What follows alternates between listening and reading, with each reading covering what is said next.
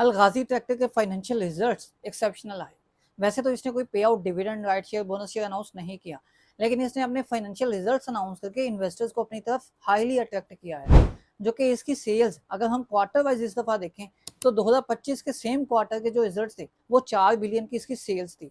जो कि 2026 के सेम इस दफा क्वार्टर के जो रिजल्ट्स हैं उसमें कंपनी की जो सेल्स हैं वो काफी ज्यादा हो गई, जो कि तकरीबन 7 बिलियन तक आ गई। तो 4 बिलियन से 7 बिलियन का सफर आप समझ सकते हैं। इसके साथ साथ कॉस्ट ऑफ सेल्स जो है, जो कि कंपनी में एफिशिएंसी को भी जाहिर करते हैं, कॉस्ट ऑफ सेल्स में काफी बेहतरी देखने को मिली, जो कि सिर्फ 4 बिलियन का रेवेन्यू जनरेट करके 3.5 बिलियन तो इसकी कॉस्ट ऑफ सेल्स ही आ गई थी। लेकिन इस दफा 7 बिलियन की सेल्स करके इस कंपनी की कॉस्ट ऑफ सेल्स सिर्फ 5 बिलियन आई। तो कंपनी का जो ग्रोस प्रॉफिट बना वो 1.9 बिलियन रहा, जो कि पिछले साल के सेम क्वार्टर की निस्बत तकरीबन 3 गुना है।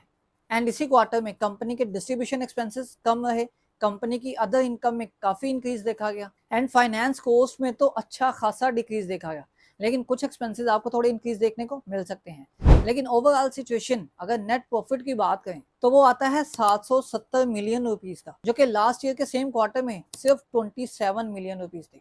तो यहाँ पर एक इतना ह्यूज जंप, जो कि लास्ट ईयर के सेम क्वार्टर में इनकी ईपीएस थी 0.47, इस दफा इनकी ईपीएस आई है 13.29। तो ईपीएस में भी कितना जंप है। इसके साथ साथ हाफ ईयर भी देखें तो हाफ ईयर के अकॉर्डिंग तो इनकी सेल्स एक किस्म की डबल हो गई, एक्सपेंसेस में काफी इन्हांसमेंट देखने को मिली, and overall situation company positive में रही। लेकिन पिछले साल के सेम हाफ ईयर को देखें तो 1.30 रुपीज ईपीएस नेगेटिव में आई थी, जो कि इस दफा 24.99 रुपीज जो ईपीएस है वो पॉजिटिव में आई है।